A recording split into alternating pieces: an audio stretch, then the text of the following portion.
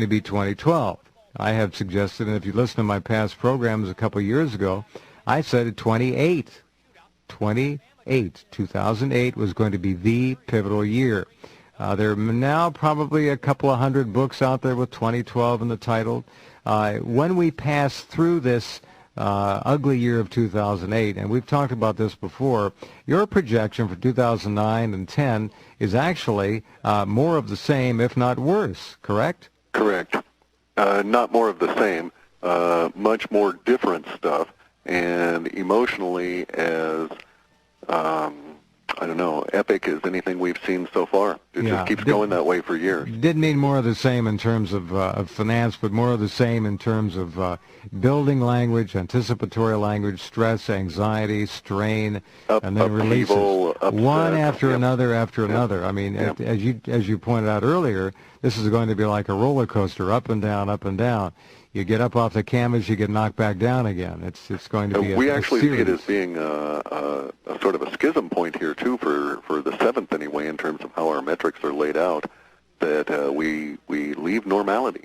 And it's like, everybody buckle your seatbelts at this stage and get a firm grasp on what it used to be. This is interesting. When you say what's we won't be coming back. The world of 2009 will resemble 2010 much more than it resembles anything before October 7th, 2008. So we might.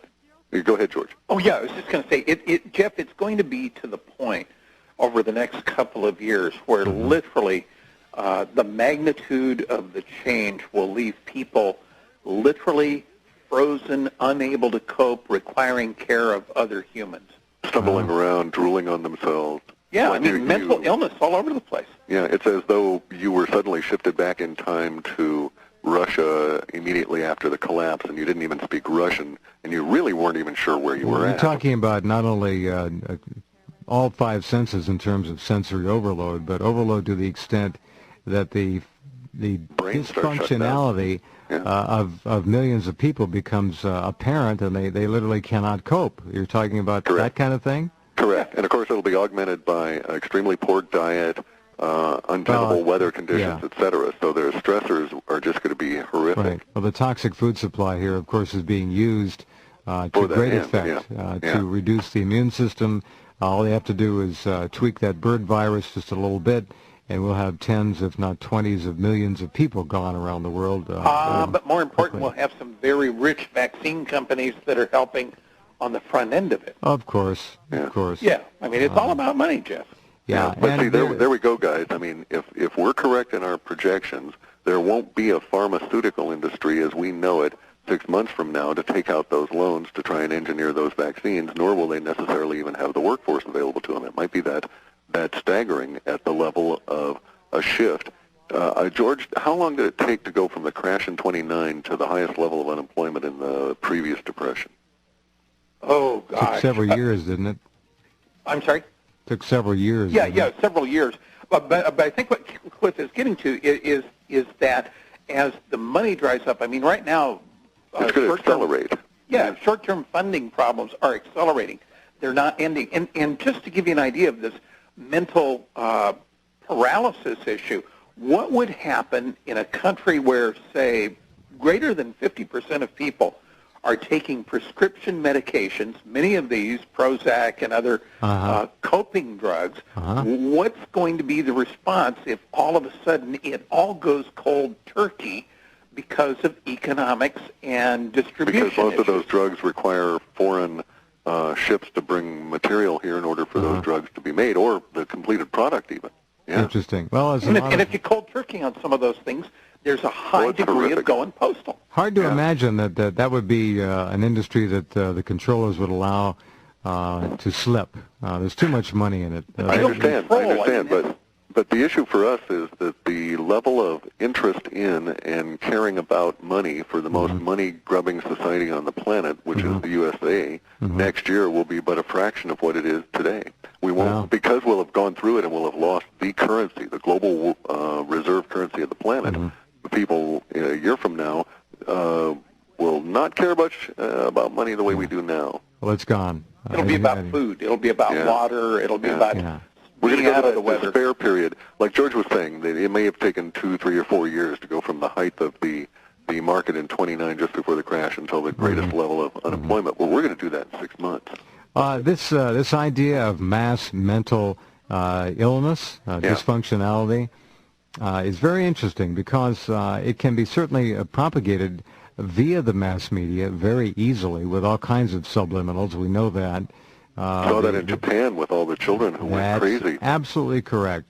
And we also know that the use of subliminals, I'm not just talking about flashing a word or a phrase here or there. I'm talking about extreme low frequency, ELF, and other electromagnetic issues that are embedded and folded into the audio and video that comes out of the television that can actually create mind states. We can talk about the Gwen towers. We can talk about satellites. We can talk about using the electronic grid, which I believe is a very primary tool of literally influencing the minds and the general state of well-being of hundreds of millions of people around the world. You can put things into the grid, and it surrounds you in your home, in your office. It literally comes right out of the wiring. It's terrible. It's terrible. Yeah, I live in a Faraday cage. Not really, but I've got steel roof and multiply grounded. It's not a complete Faraday cage, but it does reduce a lot of that. If you have the ability to put copper wire in your walls or in your ceiling and then run grounding rods into the ground, you'll be much healthier. But all this is doable, very, very easily done, and I believe is being done already.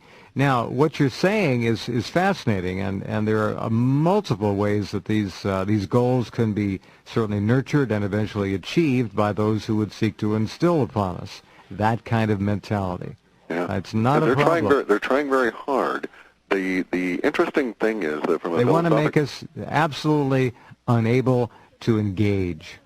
They want us to be willing slaves. Yes, exactly. Yeah.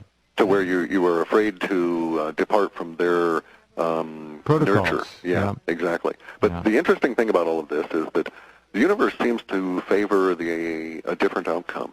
And in spite of the fact that these people have been working for thousands of years, they're desperate to get this done in a short period of time, at least according to the language we have, because they know time is running out. Agree. The window is going to close unless they get it done. Yeah. I concur.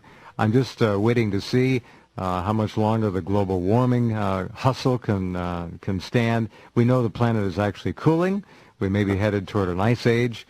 But the big issue is, again, the exploitation of 2012 and how they're going to use that as a lever to really obstruct humanity in a very It's curious way. That the synchronization of the Mayan calendar and the Gregorian calendar paid for by Pope Gregory way the hell back when goes exactly to 11:11 a.m. on 2012. So we've got December 21. So they did it in order, and they encoded that. The 11:11 is one of their symbols for the hyperdimensional math and so on. And oh, by the way, we now have some interesting information coming out of Russia that there's perhaps a link between the setting off of nuclear material and the concentration of nuclear material in multiple dimensions. In other words, when we set off an atomic bomb, we not only blow a bunch of dust up into the atmosphere, we may indeed even be setting off repercussions in dimensions that we're not even aware of. And some of the people over there may not like that. Well, that's a supposition, but they're saying that the torsion fields are certainly disturbed by concentrations of enough radioactive material in a primary state, and they wish they'd been able to observe with their new instruments some kind of a nuclear explosion, because maybe it indeed is quite actually destabilizing local universe at the hyperdimensional level. Did we manage to mention in here someplace, Jeff, we really hope we're wrong about this October 7th stuff? We've talked about that before, George, and it certainly merits restating. We just have about 30 seconds left, so... 2 points real quick. Yeah, December please. 10th through the 12th, everybody in the northern hemisphere in between 32 and 36 degree latitude would be well advised to bolt things down in case we're correct about a large earthquake. December 10 through 12? Correct. And one last thing, and when you're in the belly of the beast, remember to be indigestible. All true. George, thank you. Great to talk with you again, my friend. Our pleasure. Okay, Clif, thank you, sir, and we'll be in touch. Yep, on the other side. Good night, you guys. halfpasthuman.com. Visit the website, and I urge you to subscribe to their incredible data and research. It's remarkable. All right, a little over 2 hours to go before 12:10 a.m. Pacific time, October 7th. We'll see if anything happens. Talk to you tomorrow night in 21 hours, and we'll be with you at Rense.com in the meantime.